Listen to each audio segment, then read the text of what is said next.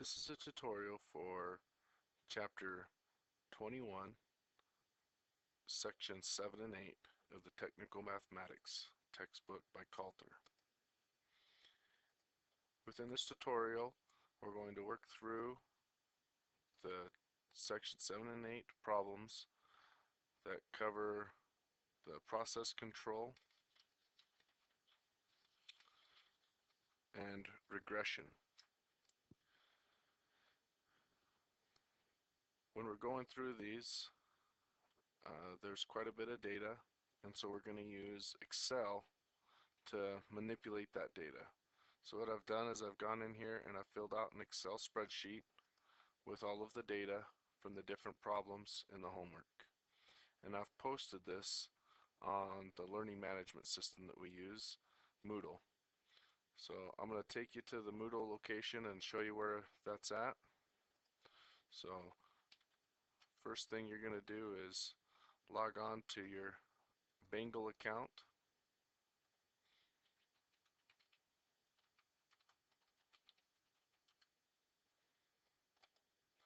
Okay, and then from there, we'll click on to Moodle and into the class. You can see down here in block 2, I have the data file. So this is just an Excel spreadsheet with the data from the tables that we're going to be doing over section 7 and 8. Not only is this going to be a tutorial on how to use the data for the homework to complete this, but you're also going to learn quite a bit about Excel. And we're just going to tap into a small part of what Excel can do, and hopefully this kind of piques your interest and you want to find out more about Excel and keep working and see all the things that it can do. Now, I'd like to mention before I started this, I made a tutorial about taking notes. And so what I did the other day was I went through the homework and I kind of looked for key words. What am I giving or given, and then what am I gonna find? And I went through and I made up a set of notes the other day, and I use them as if they're kind of a cheat sheet.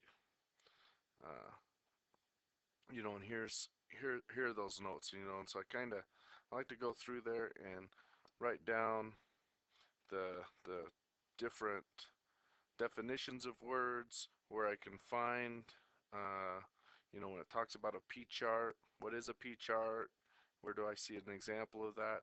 And this really helps me go through my homework quite a bit faster.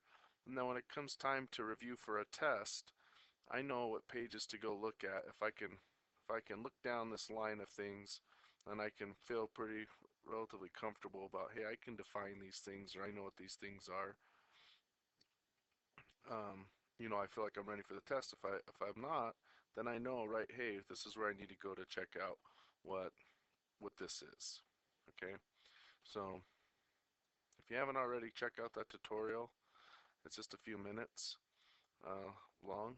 So, well, let's first start off with this number 1, and it's asking, we're trying to find the proportion for samples, and we're looking to find the center line.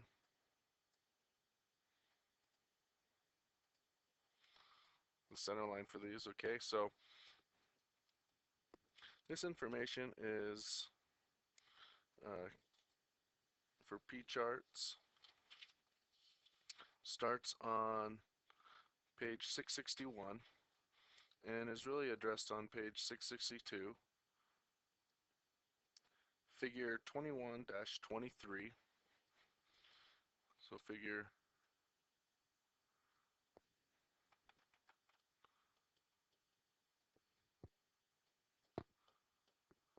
goes through and shows how to get to proportional center line, or the mean center line, or the range center line. and then also shows the upper control limit and lower control limit. Okay, so let's define some things here. In this question, we're given that we get 500 samples, so n equals 500. Okay, we take the 500 samples for 20 days, and so that's k.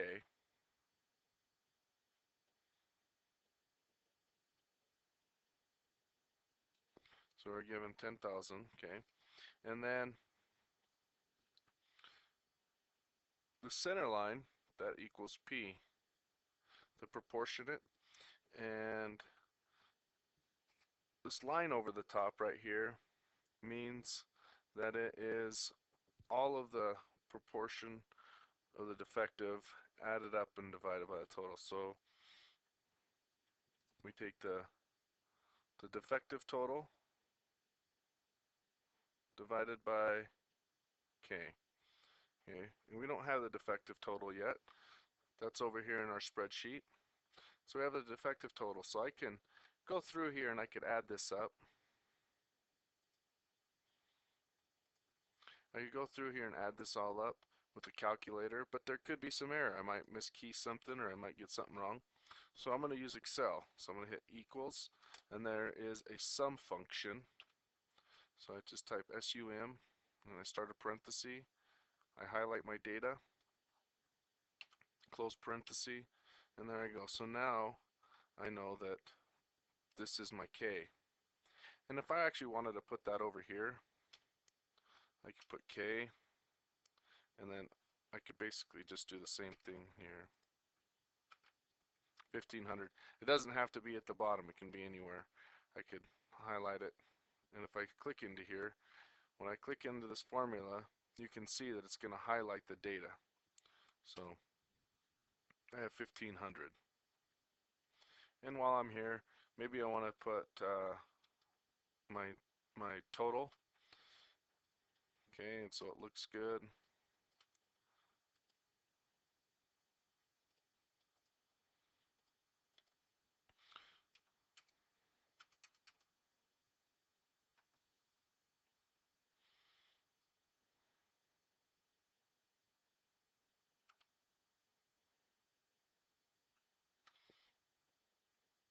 Oh, oops, I accidentally got that backwards there, sorry. And that's K. Okay, and again we had N, and that was 500 samples per day. And the nice thing is if I don't maybe remember what that is, I could put a comment in here, you know, and put in here uh, transistor samples per day.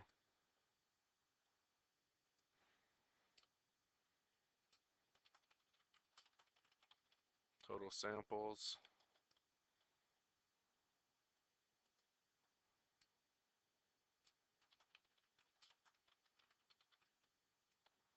Total defective. Okay, and so then now, anytime I kind of hover that over that, it'll tell me what that is. Okay.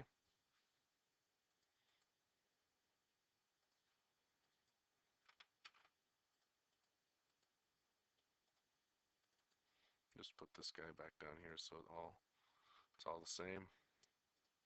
Not a big deal there. Okay. So going back to that question, to work this out,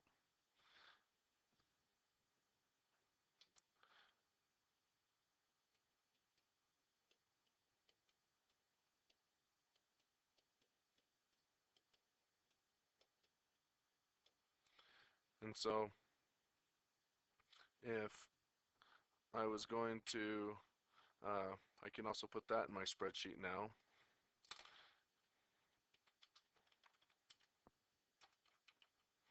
P-bar, and or I could call this my center line, because that is what it is. It's my center line. So actually, so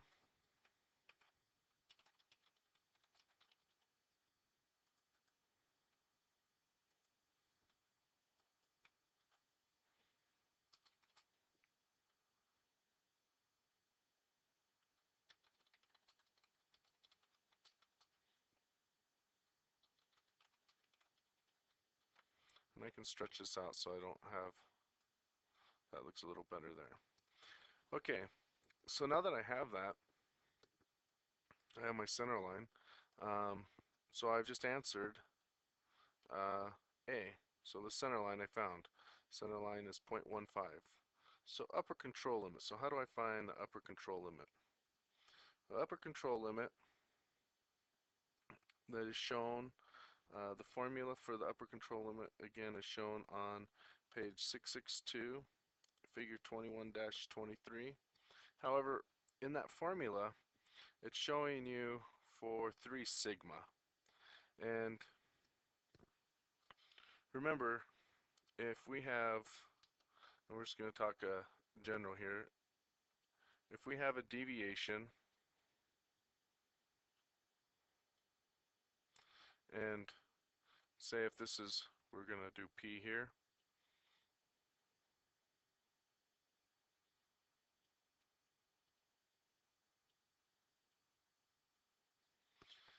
a single, that's 68%. So this would be 68% confidence. Okay, if we multiply that, if we do 2 SE, then that is going to be 95%. And if we do 3 SE, that's 99.7%. It's industry practice to be 3 sigma.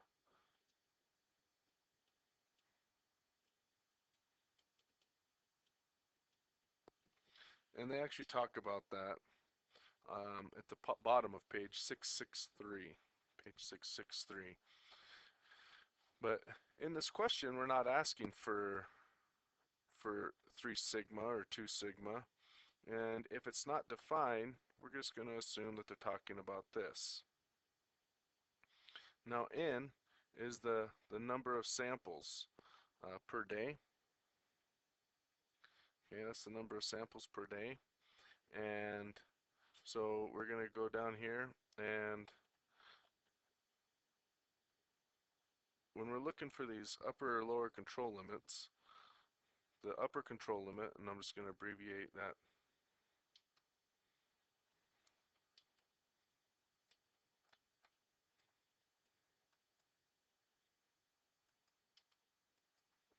Just trying to get the same color here.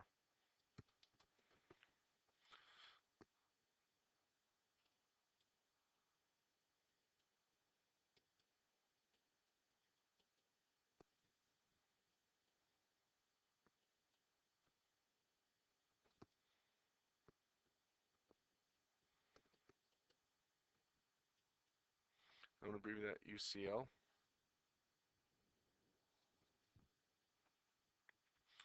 And my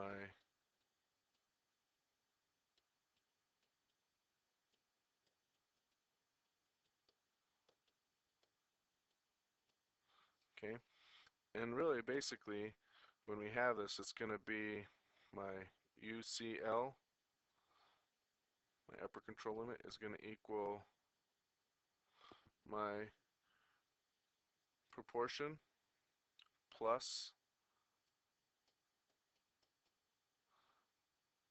and my lower control limit,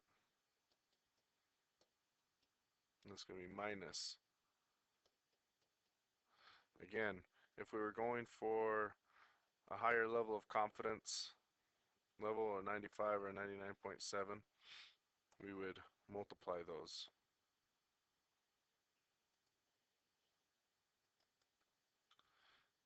So what we do now is we're going to go through, and the formula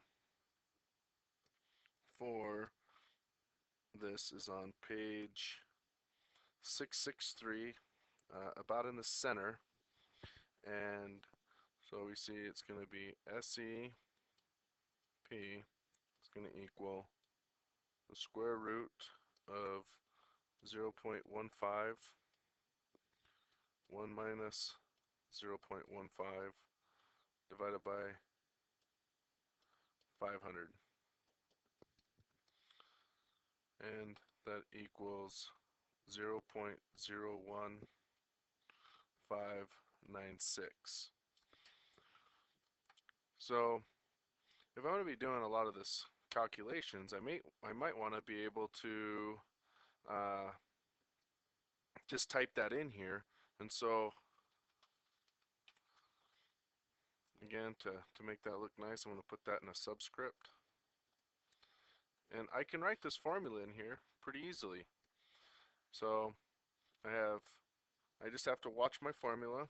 So the first thing I do is I always start off with the parenthesis. And we have a square root function. So we go square root and we start typing with square root.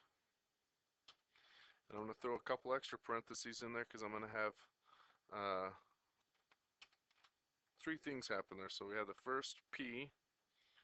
So we have this guy times 1 minus that.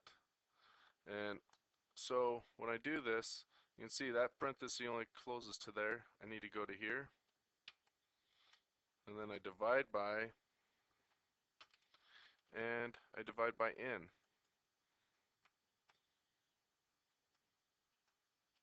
And I just keep adding parentheses until I see that parenthesis go all the way out.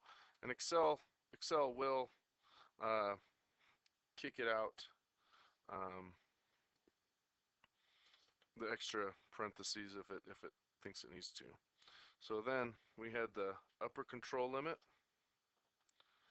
and we said that was going to be equal to my center line plus my deviation there, and then I'm going to have my LCL, and I can actually just Control C and copy over here, and then when I'm here I just need to change that to a minus, and there I have that. Oh wait, we need to look at that, and that actually selected the wrong data there, so we're gonna do this guy minus this one. There we go. That looks better. And the instructions say to round to 3 decimal places. So I'm going to click on all these guys. I'm going to format the cells. I'm going to put it as a number and 3 decimal points. Okay, so now I just answered number 1.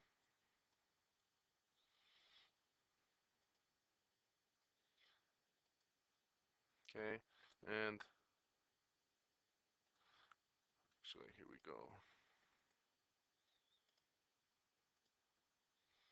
Okay, and sometimes what I like to do is if a cell's calculated, I like to color it, but for this purpose, you know, we're looking for the center line, the upper control limit, and the lower control limit. So I just have these guys marked. Okay, next, number number 2 is draw a P-chart for the data of problem 1. So in here, I'm going to use all this data from number 1.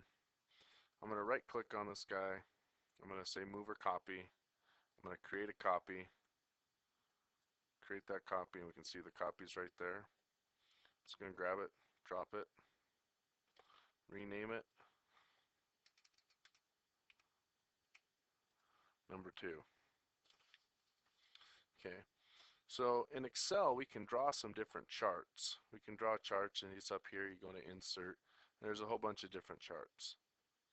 For us to be able to do process control charts, or the P chart, what we want to do is we want to actually copy this center line and the upper and lower control limit.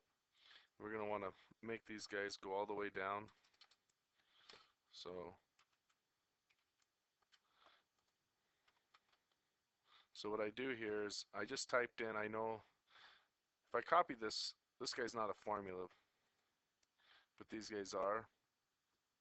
If I try to copy the formulas and fill down, then uh, it'll try to automatically update. So I'm just going to type in the numbers there. Now there's two ways for me to fill this data up down here to the bottom of this. I can either select that cell, Control C, highlight, and then hit Control V, or I can do a fill.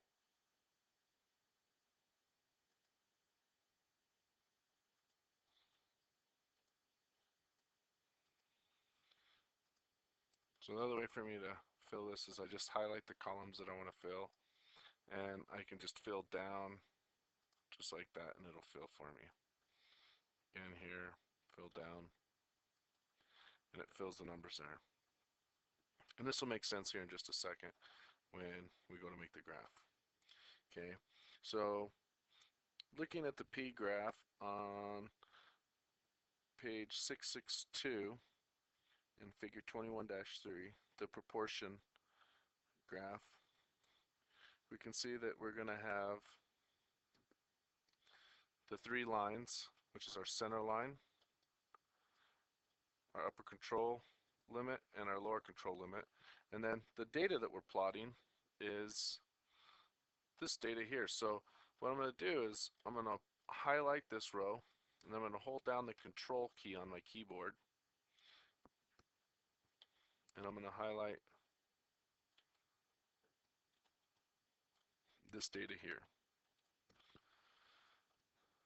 Okay, so these are the data points that I'm going to highlight. Oh, and then we've got our days as well. Okay, so now we have all the data that we need to graph.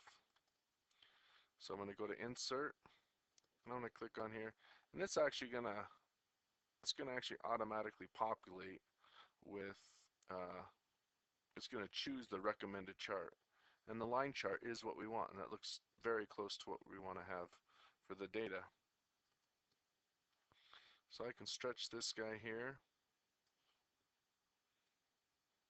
okay, and so now I've got this great chart, but our scaling's a little off. So I'm going to come in here, and I'm just going to right click, and I could right click down here and format the axis, okay, and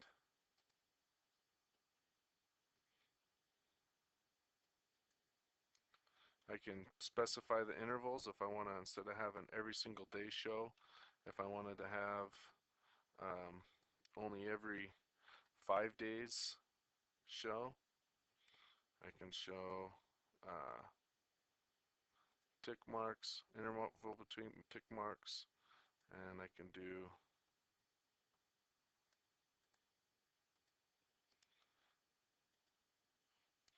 so you can see that there's now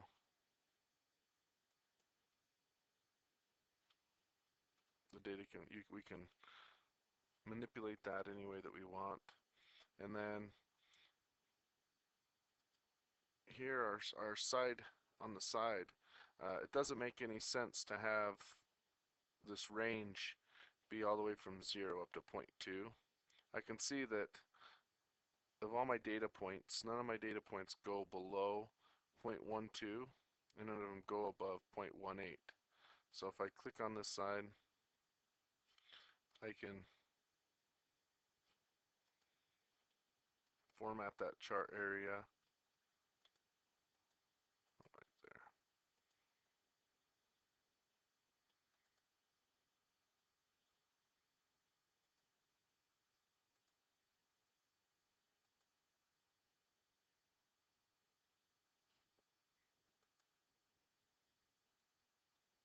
Well, format axis. There we go. Sorry, wasn't popping up there. So click right on that axis, format at the axis, and the minimum I want is 0.12. And you can see now automatically my data is centered and that looks exactly how I want to have it. Okay, and that looks good. And then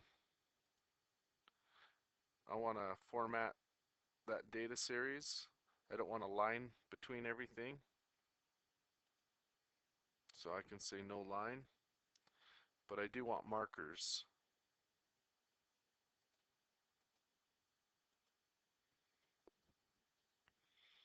Okay, and if I want a soft line, I mean, it's not a big deal either way, but then I have this data here, and then I can also go and change these to different names, put down the limits that are in there.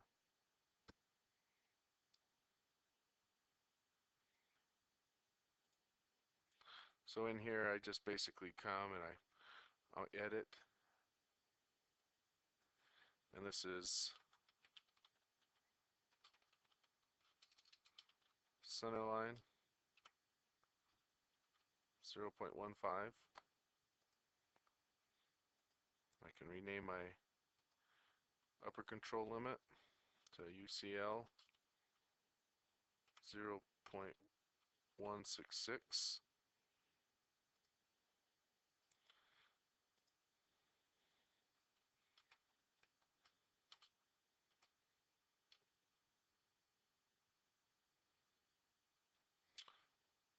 And what were we there?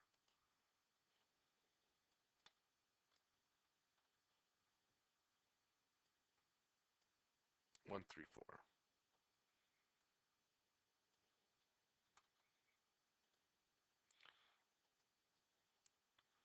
Okay, and so now we can see that we have those labeled. Maybe I made this a little bit big.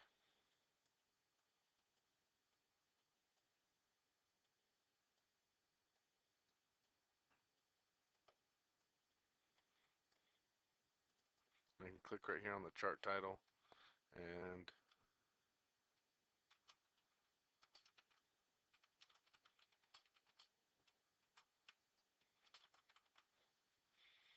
okay, and so there we go. So now I have a really nice P chart showing the data. I've got my upper control limit, my center line, and my lower control limit. So on to number 3.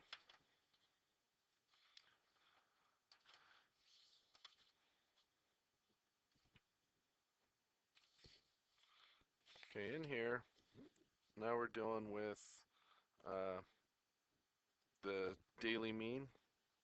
There's what it's asking for here. So it's asking for the daily mean, and then this is asking basically the average of the means, and then we're supposed to find the UCL and the LCL. So again, this can all be done through here. So X bar and X bar equals, and what are we looking for? We're looking for basically the average. So you're looking, type in average, we select our data, there we go. And again, I can control C, and I have that. And this is one of the things that we're looking for. So I'm going to highlight that yellow because I know that's some of the information that we're looking for. And then I have X bar bar, and that's going to equal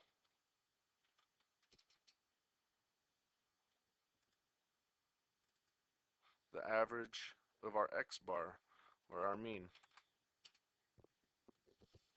So now I have 2. So I just have, this is A, and now I have B figured out. Now on page 665, this is where X bar, or basically the mean and the range charts, are discussed on, start on 664 and go through to 666. And in here I see that the formulas that are given,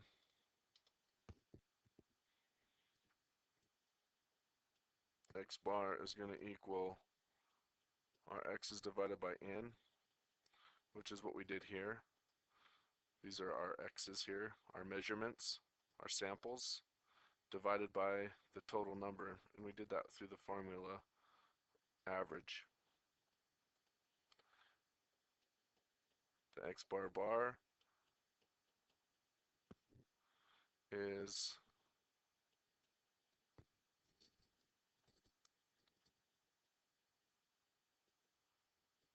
the total, the average of,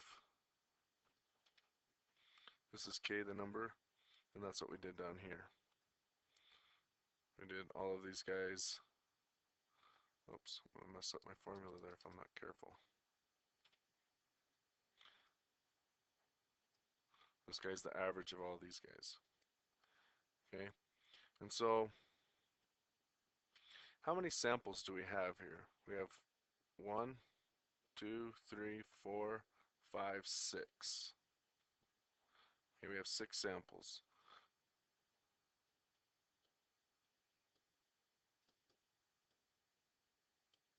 We have 6 samples each day. So there at the bottom of page 665, we can see that we can find our upper control limit and our lower control limit by x bar bar plus or minus A2 on our range. Well, how do we find this range? How do we find the range here? Well, we see that the range equals the sums of our ranges divided by k, and how do we get our range? R. R equals our measured max minus our min. So we're going to go back to our table here, and we're going to do min, max, range. So we equal the min, and then we select our data.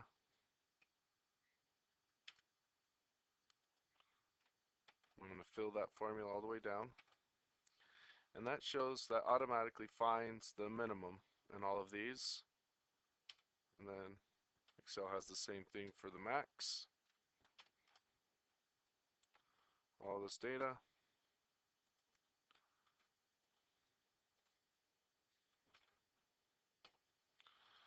Okay. So then our range equals our max minus our min.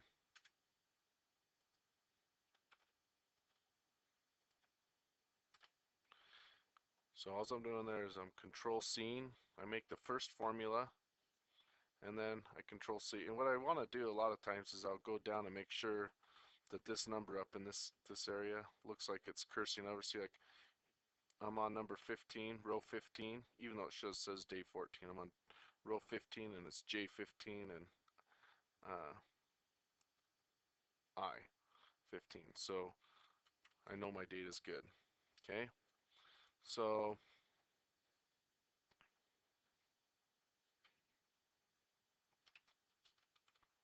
R bar is going to equal average. Okay, so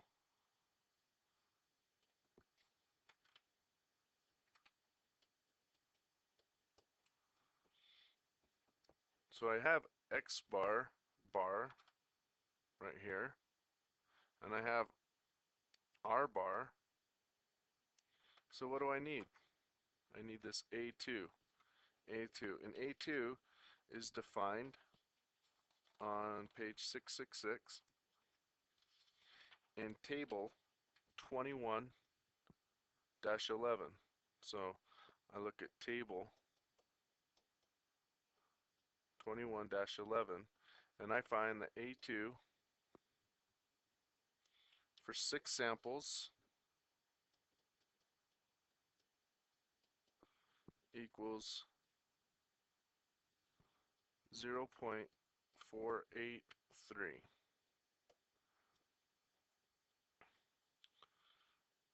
So I'm going to come over here and I'm going to look at this guy.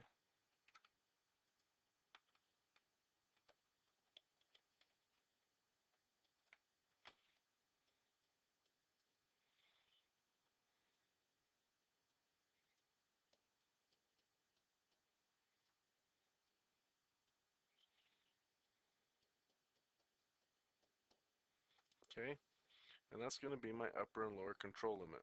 So this is basically our X bar bar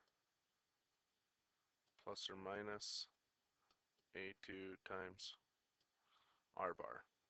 Okay, so I'm going to come over here and I actually want to just write this in.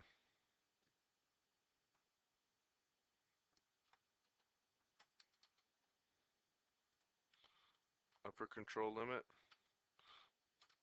lower control limit,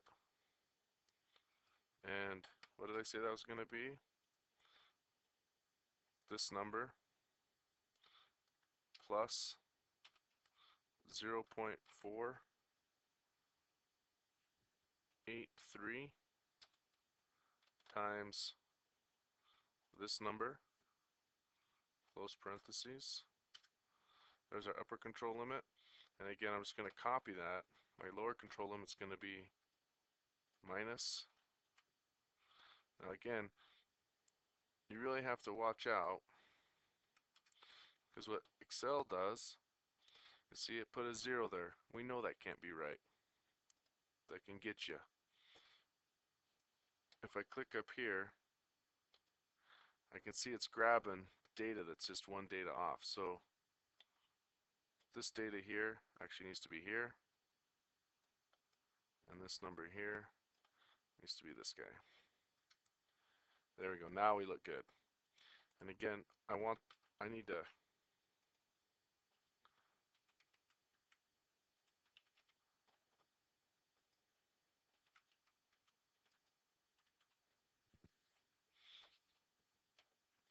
okay, and I can control C, grab both of those, fill all the way down. Okay, and the instructions, so we were looking for X bar, X bar bar, and then these guys right here. And the instructions say for 2 decimal places. So I'm just going to grab everything, right click, format cells. I'm going to say everything is a number, 2 decimal points. And it'll automatically round and do everything that it's supposed to do for you. And you'll have your information. So these are our answers that are highlighted yellow. And it would be perfectly acceptable just to print this page and turn this page in. If you do something like that, you know, put up here number 3. Okay? And I have my tabs down here numbered.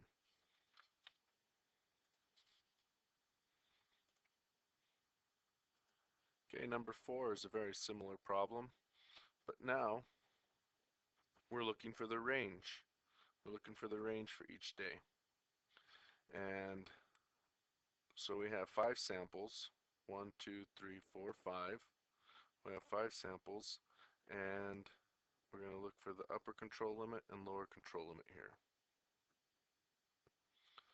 And so we'll come over here to number 4. And so if I'm looking for my range, I know that I need my min, my max, and my range. Again, my min equals the min, and I'm going to select my data. Now make sure you're not selecting the day. We just want the samples, the measurements of the sample. Okay, and I want my max.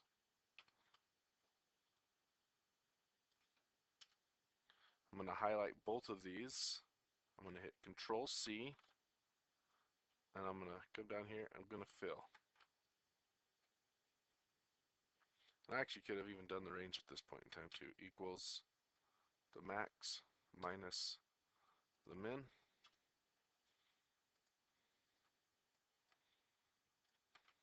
Okay, so I just found the range for each day, and then we're supposed to find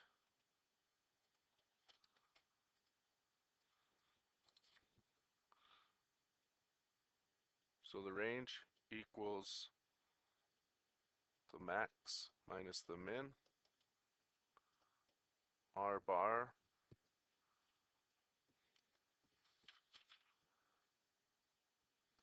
equals the sum of R divided by K.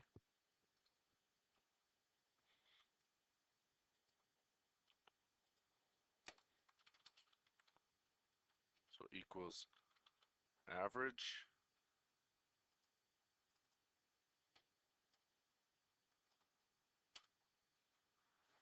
okay, and then there on the bottom of page 665 we're given the for the upper control limit and lower control limit we're given D3 times R and D4 times R.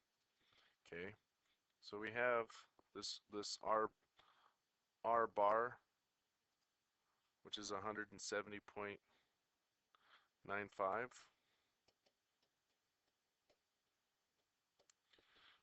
but we don't have D3 or D4. So again, we're going to flip to the next page. We're going to look at table 21-11. And how many samples did we had? We had 5, right? So 5 samples. So I look over at 5. D3 equals 0, and D4 equals 2.114.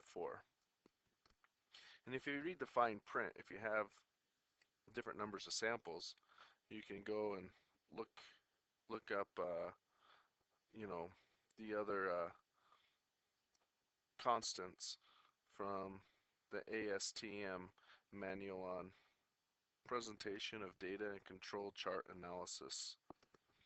Okay, so clearly I have these written backwards just a little bit because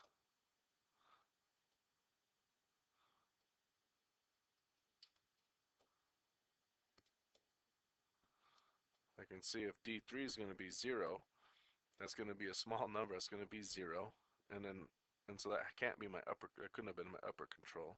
This has to be this way. So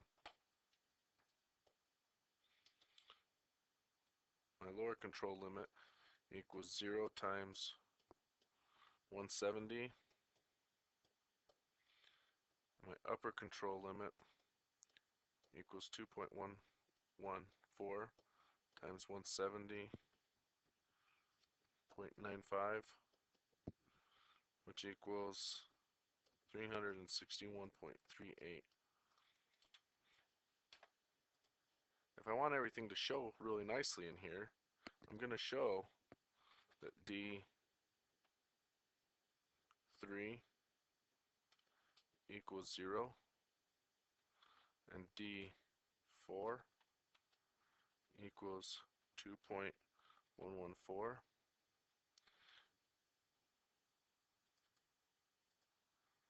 So I might have my lower control limit here,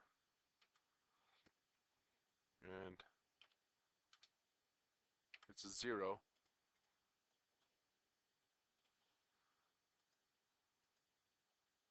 Okay, and my upper control limit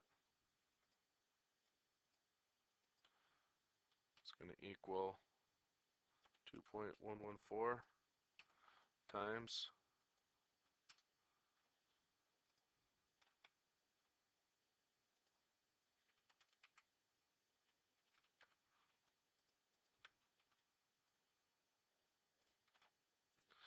Okay, so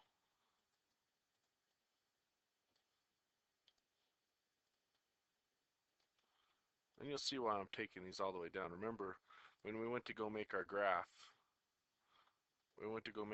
over here, to make the line all the way across. If you only have one, if we only have one, like if we take out a couple of these data points here, you see our line just changed, right? Does that make sense? So I put that data point back there. There's that piece, but there's that missing piece because I'm right here. So that's why we have to fill it all the way down.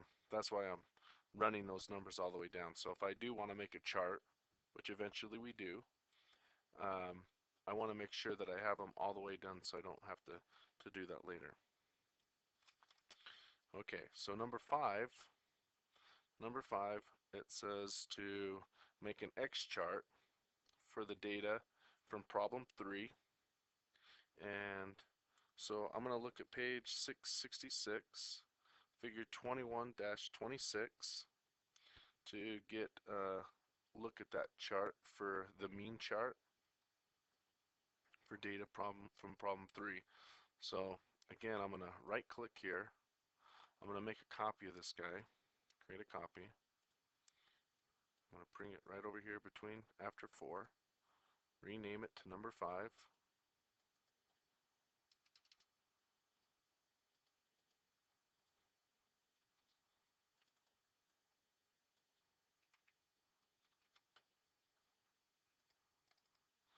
Now, if I don't want, if I want to, I put like a single apostrophe number 5. That'll keep it from formatting. Anytime you put like an apostrophe, see that little apostrophe right there? That'll keep it from automatically formatting it or trying to do a calculation. So I look at that R chart, and we had the upper control limit, we had the lower control limit, and we have X bar. We have the only thing we don't have here is we don't have our center line, right? And if we look at that figure 21-26, our center line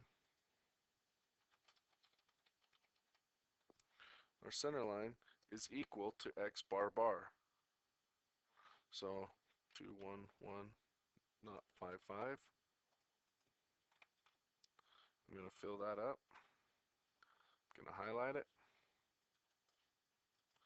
Okay, and then when I come back here, we got all of our days. We got our data. That's going to be our plot. And then we have our center lines. And again, insert charts.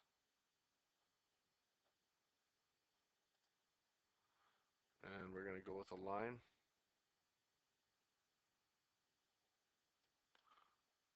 For some reason, let's see what it's not like in here.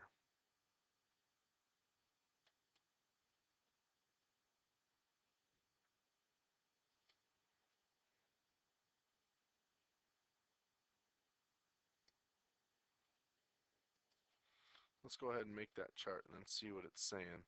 There's probably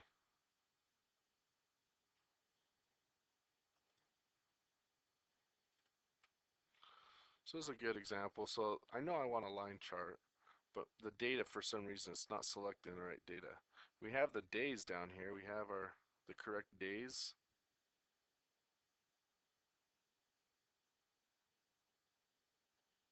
So let's go through here and see exactly what's messing us up here. So we're going to edit this guy, and if I select this, it shows, it highlights the days, and you can either type day here, or actually if we type it in here, that's fine as well. You can select, and then this guy is good there. And then, so we want the day in there. Oops.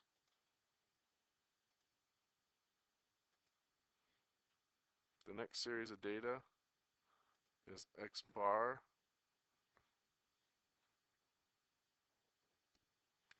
And that data, oh, that's our problem. See, it's selecting that X part bar with that, so we actually just want to go here.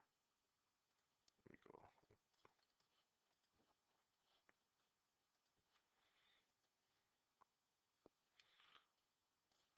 Let's make this chart just a little smaller so I don't have a problem seeing.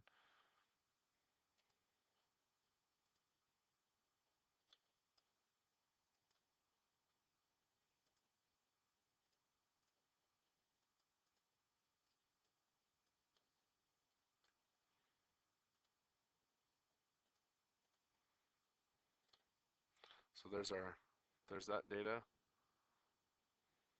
series 3.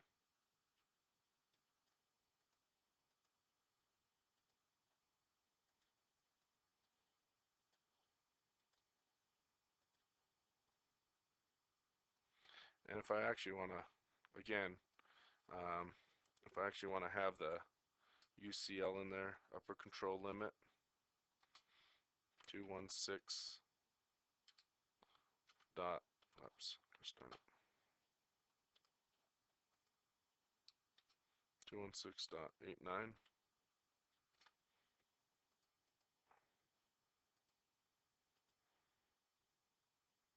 I want to have this one LCL 206.21. And here what I'm going to do is I'll click this, and that'll allow me to come out here and select. Now look, it's adding it, so I want to clear all of that. And I'm just going to select the data there.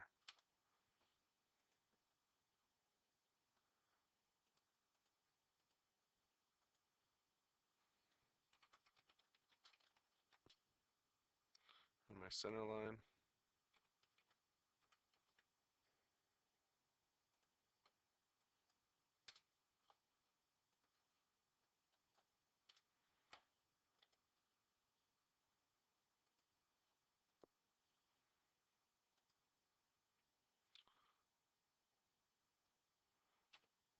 There we go.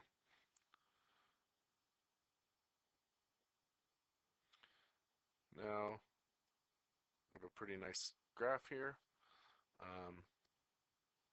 So maybe what I want to do here again is edit this axis. Okay, and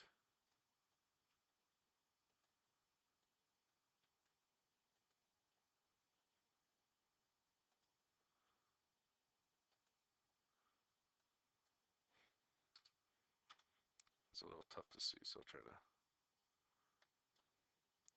So I'm just going to format that guy. Okay. Labels. And here again we can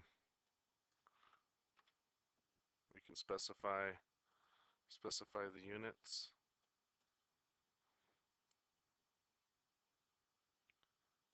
Or if we want to count by twos, whatever.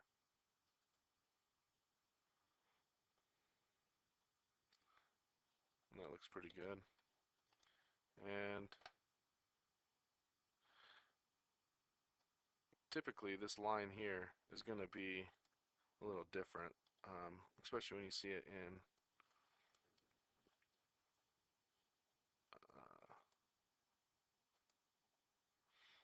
like if you see it like in a test environment, this will usually be shown just a little bit different, and you'll see like upper limit, that sort of thing.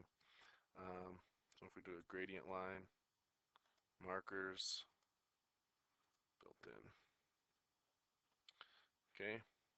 And depending on how fancy you want to get, I mean, you can do all sorts of different things here. If you wanted to write in an extra text box, you could put an extra text box in here. And our data's centered pretty good here. You know, again, we don't have anything below 204, so it might make sense to format that axis and start it at 204. And when we do that, you can see that gives us better resolution. We zoom in.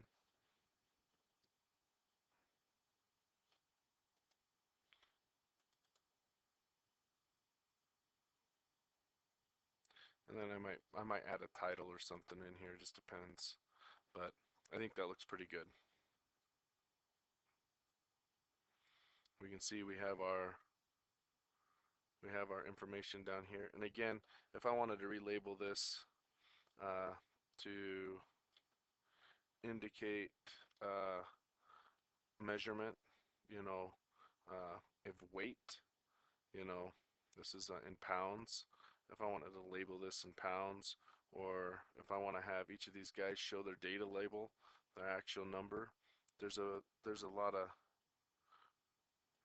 we can do the data labels right there, you know. So we can do some different things with this chart and show the data labels, show pounds, if we want to do those sort of things. It just you can you can customize these charts any way that you'd like. Okay, and back home.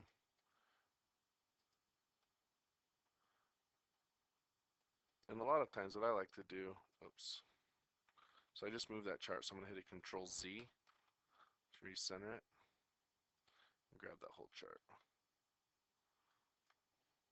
So what I like to do is I set that chart over here, or you could set it down below too. And if we want to do a view, we could do a page break view, and that way we could maybe,